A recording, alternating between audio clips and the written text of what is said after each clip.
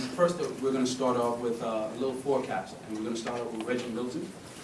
Reggie is a dynamic guy. I actually ran into him. I heard about him from Cranes. There was an article written about him in Cranes as far as what he was doing, which is researching real estate and the macro effects of the economy on real estate. Started out as a real estate entrepreneur. He also bought properties back in 2000 as an entrepreneur, and got out of buying real estate at the right time, right in 2005, 2006. Not because he was guessing, but because he saw the bubble coming. And then he started a research company where he actually, major clients within that company were Morgan Stanley, Goldman Sachs, because of the depth of knowledge of his research.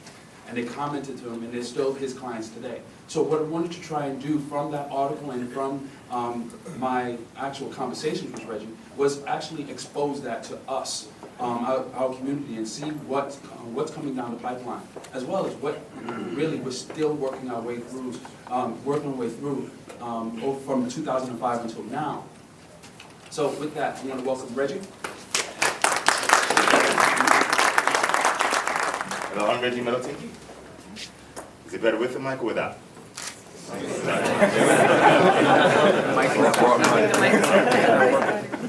The black button. Black sweet. We go wait for the PowerPoint. Gotta wait for this. I'm going to go through the, believe it or not, I'm just recently aware that I'm projecting the 2011 real estate scene. So, because I was ill, I put something together at the last minute. What I'm going to do is I'm going to go through my perception of real estate, from what caused the bubble, to my experiences to the bubble, to after the bubble popped, and then from that point on, we'll go through. So, back in 2003-ish, I say 2003, we had, and pardon if there are any bankers here, I'm relatively bearish on real estate and risky assets, so that's my viewpoint. But I have an empirical reason to be so, and I'm going to go through it now. In 2003, remember the dot-com bubble, you had a significant amount of capital from around the world go into technology, dot-coms, telecom, etc.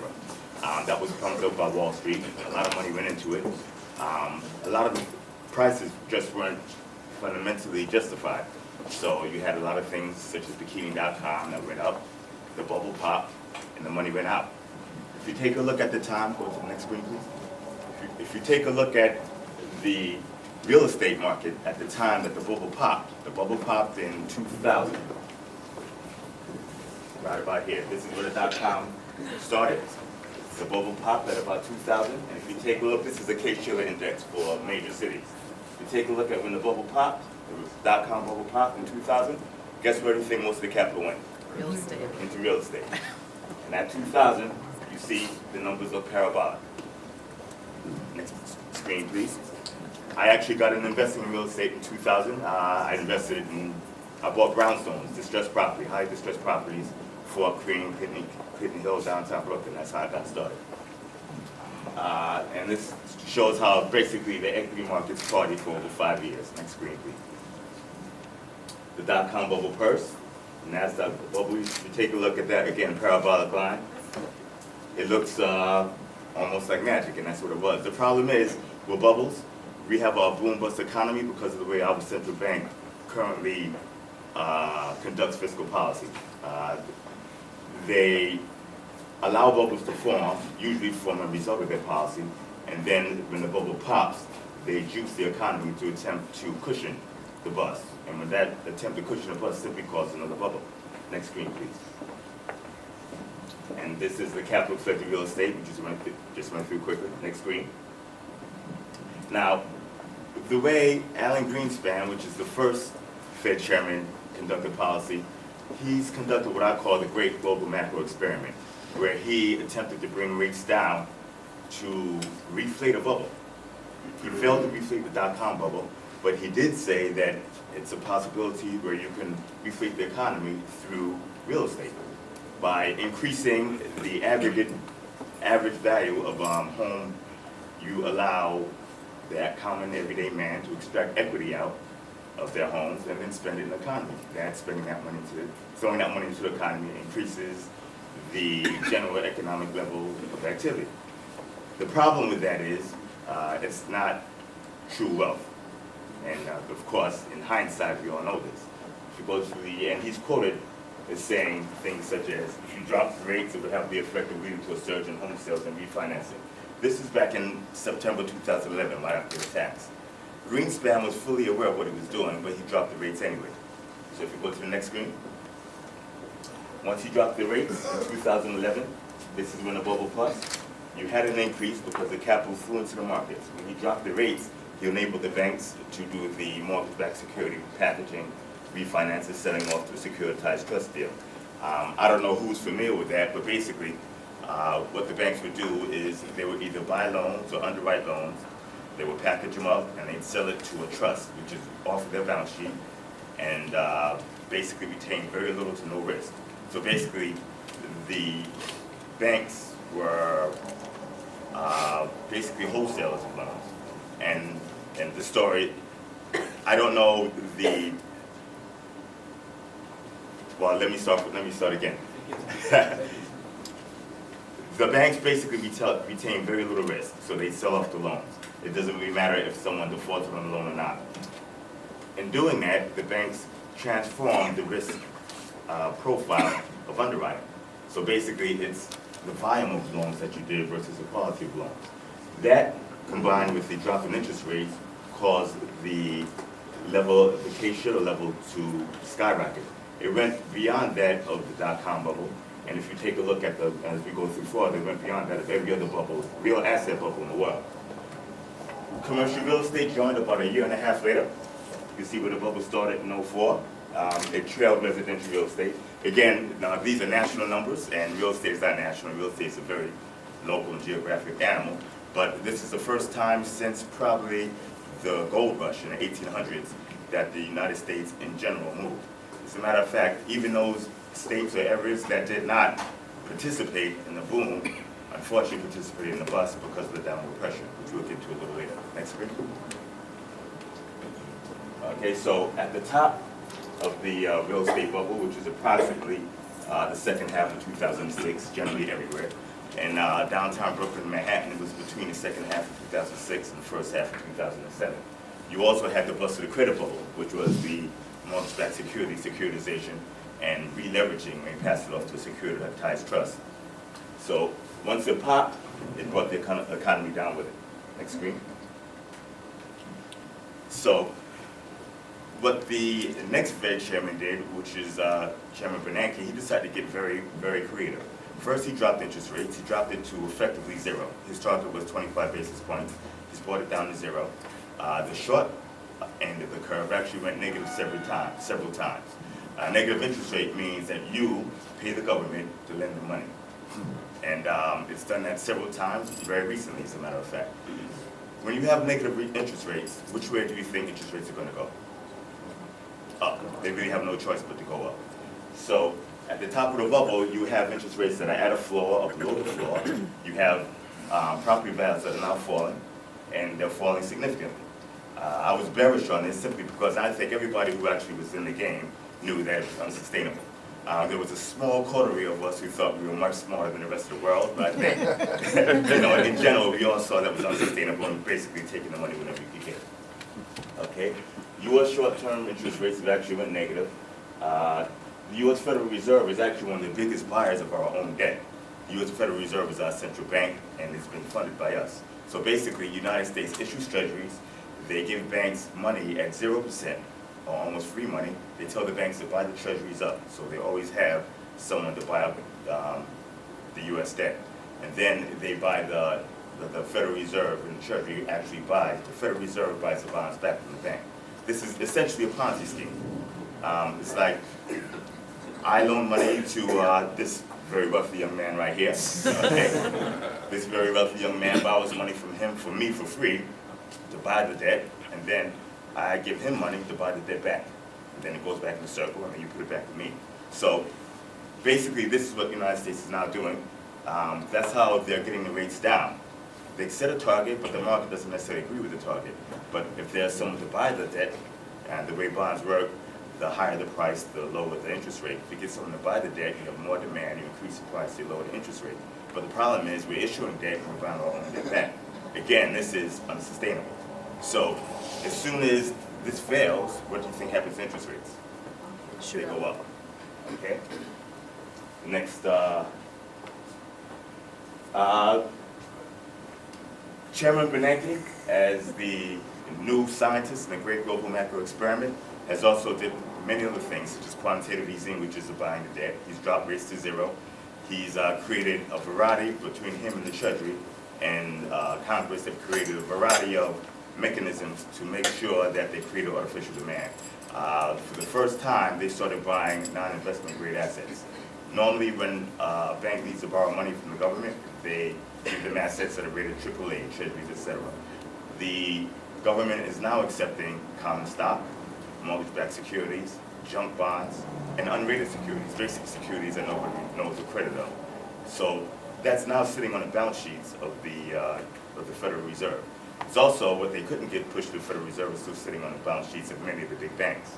I've been very bearish on the big banks. The issue is the big banks have the wink of the regulators to turn their eye on many of the assets. For instance, many of the loans that normally should be written off or charged off are allowed to be considered performing assets simply if the mortgagee is paying and producing cash flow. But that's irrelevant if the property that's behind or collateralized that loan is 50% underwater. You have some second lien loans that have no collateralization whatsoever. This is basically an unsecured loan. This is rampant, and it's rampant in all the major markets, and it's even worse in some of the minor markets. Next slide, please.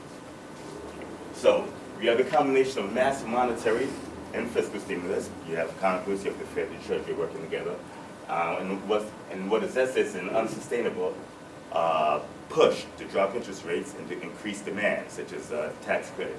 But all that effort, which amounted to trillions of dollars of resources man had, created a very small uptick in residential real estate. And again, this is according to the Case-Shiller. Case-Shiller has a lot of errors, a lot of faults, which we'll go through in a second. But it's the only properly followed index. So you see, between 2008 and 2009, or 2008 and a half and 2009 and a half, you see an uptick in most of the major markets. A lot of people thought that real estate had hit bottom. Okay, so even without going through all the numbers, if you took a look at where we came from, with capital appreciation, residential housing depending on the market, averaging 75 basis points to maybe 3% a year for the last 75 to 100 years. This is where we came from. We came up here. It's very unlikely that you're going to hit bottom and you're still about 50% of the boom. Okay, especially when the banks are not lending like they used to. Standards, you have glut and supply everywhere, relatively little demand. But the markets went up. Next screen, please. And as I explained, the marginal blip in prices is misleading. Number one, following prices and prices alone is misleading. The reason is because prices don't actually measure economic activity. Economic activity is basically if you sell a house, how many, or if you sell a property, how many properties you sell and for how much. Price simply measures the amount you sold for. So suppose you bought a portfolio of properties for an average of $800,000 each.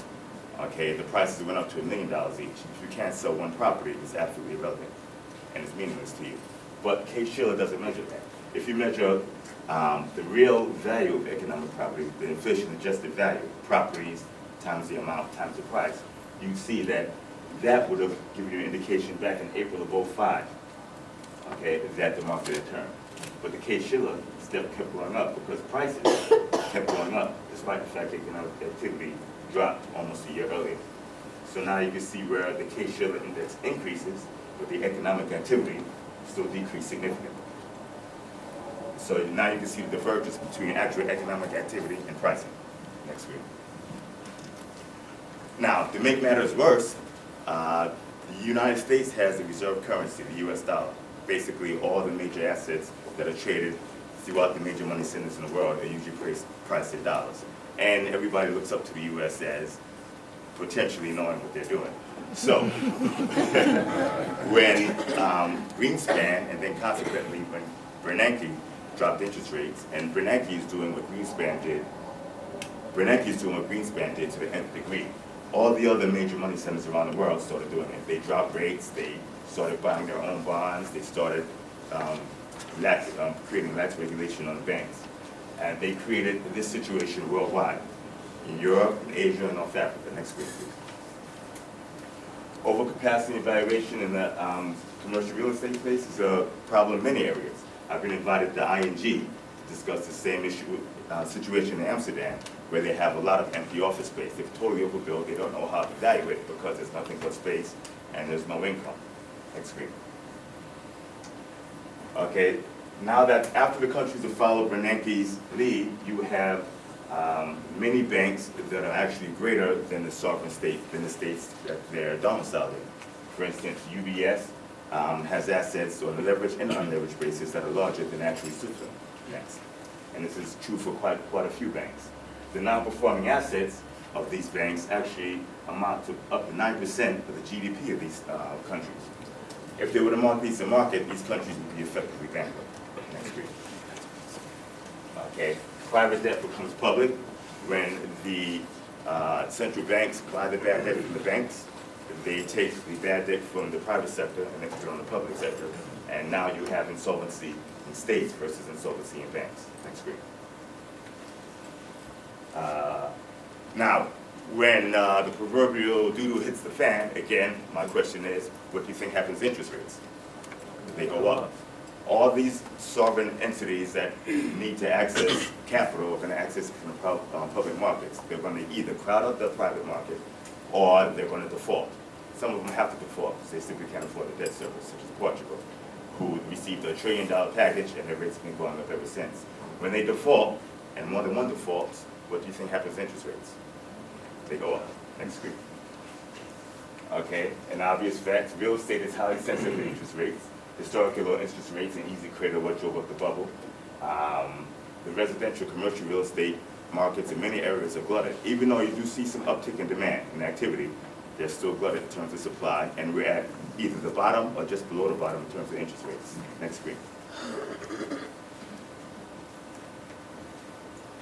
Okay, this is the current, this is real estate nationwide. Next screen. Commercial real estate. Next screen.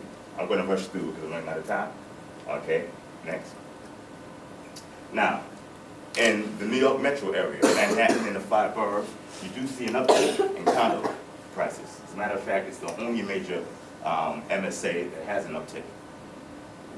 The reason is all the money, the trillions of dollars of money, the trillions of dollars of resources that Bernanke, the Treasury, and the government put in the saving of banks affects what city the most? New York City, because this is where the banking sector is. Right? That's my hypothesis. Actually, I'm almost positive that is why you see an uptick in condos. If you're in the business, you know there's still a decent amount of supply in terms of demand, but you still see an uptick in pricing. That pricing uptick will continue if you could continue to throw $1.5 trillion a year into the banking sector. I think that's unsustainable. They've actually stopped doing it. Next screen. Okay, and then we go through the deficiencies of Case-Shiller. The deficiencies of Case-Shiller. Case-Shiller doesn't measure REOs, investor flips. It doesn't measure fully attached properties, multifamilies, etc. So the Case-Shiller is actually optimistic compared to pricing on the ground. Next What's screen. REO? Real estate owned company, real estate owned properties. Basically properties that the banks have taken back out of foreclosure and keep on the balance sheet. Okay, and again, we went through the divergence between the Case-Shiller and reality, and I just explained the major reasons. Next. Okay, and then there's the issue of shadow inventory. I want to get into shadow inventory because this is actually a topic in and of itself. But basically, this is supply that is not showing up in the books because the banks are withholding it. Okay, next. Okay, foreclosures building up, and foreclosures actually building up despite the fact that delinquencies are going down. That's due to shadow inventory. Next screen. Okay, next.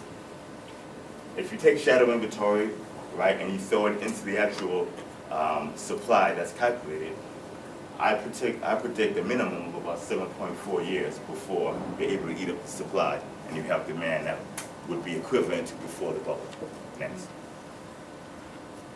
Okay, commercial delinquencies are also sitting just about at the record high, and they're getting higher almost every quarter. This is despite the fact that you have regulations that allow the lenders to look the other way as long as the payer is current. It does not take into consideration the strategic advantage of defaulting on a loan if you have negative equity. You know, it's worth walking away. Next. Okay, next. This shows you what case Shiller is good for. It's good for comparing what's happening now to what's happening in other places. Japan went through the exact same thing that we did. They went through basically profligate spending because of zero interest rates. They had a big property boom. The property boom busted 21 years ago. Japan's market hasn't recovered since. It's still going down.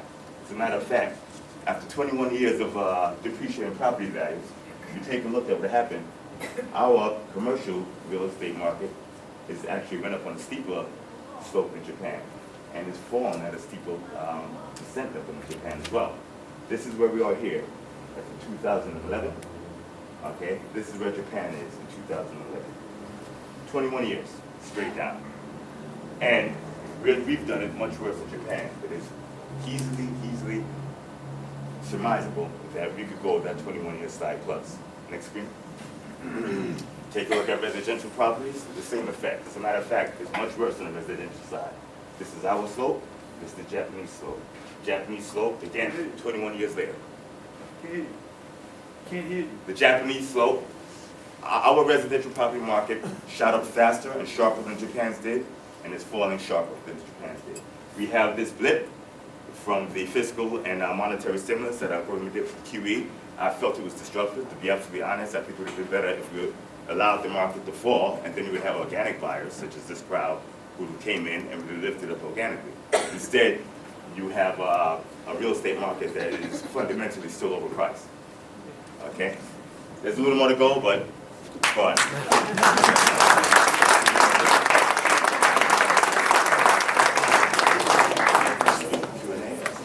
No, we're actually gonna stop now.